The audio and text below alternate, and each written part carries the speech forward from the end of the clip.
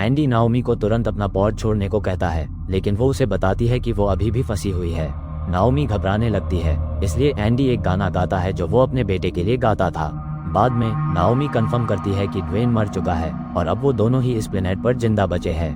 धुंध से गुजरते हुए एंडी सोचता है कि मकड़ियों ने उसका पीछा करना क्यों छोड़ दिया, और पर्पल रंग की चमकती हुई जुगनू की एक झुंड को देखता है जो देखने में बहुत ही खूबसूरत लगता है। लेकिन अचानक जुगनू गुस्से में लाल हो जाते हैं और उस पर हमला करना शुरू कर देते हैं। अपने हेलमेट को टूटने से और अपने सूट को फटने से बचाने के लिए एंडी झुंड से दूर भागता है और मुश्किल से बच निकलता है। नाओमी कहती है कि मकड़ियां शायद जुगनू से डरती हैं, जिसकी वजह से मकड़ियों ने तुम्हारा पीछा करना छोड़ दिया। इससे पहले कि एंडी इस बात पर कुछ सोच सकता, अचानक जमीन से एक विशाल कीड़ा मुंह खोलकर ऊपर आता है जो एंडी को पूरा निगल जाता है। जैसे ही एंडी राक्षस के मुंह में जाता है, उसकी आंखों के सामने उसके परिवार की यादें झिलमिलाती हैं। फिर वो पूरी तरह से अंदर गायब हो जाता है। कीड़े की अंदर की गंदगी देखकर एंडी लियोनार्ड को मदद के लिए बोलता है। वो लियोनार्ड को बताता है कि उसे दिल का दौरा पड़ रहा है।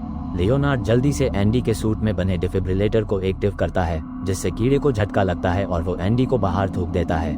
इसके बाद वो कीड़ा उसका पीछा करता है, जिस वजह से एंडी रेंगते हुए उसी गुफा में घुस जाता है जिसमें जुगनू होते हैं। चमकते जुगनू उस पर हमला करते हैं, जिस वजह से एंडी गुफा की दूसरी तरफ भागता है। गुफा से बाहर निकलने के बाद जुगनू उसका पीछा करना बंद कर देते हैं। सूट में थोड़ी ऑक्सीजन बची होने के कारण एंडी बोरियलिस के बाकी हिस्से के बजाय नाओमी की तरफ जाता है। उसकी ऑक्सीजन खत्म ही होने वाली थी कि वो ठीक समय पर नाओमी के पास पहुंच गया। नाओमी जल्दी से उसे अपनी ऑक्सीजन सप्लाई से जोड़ लेती है।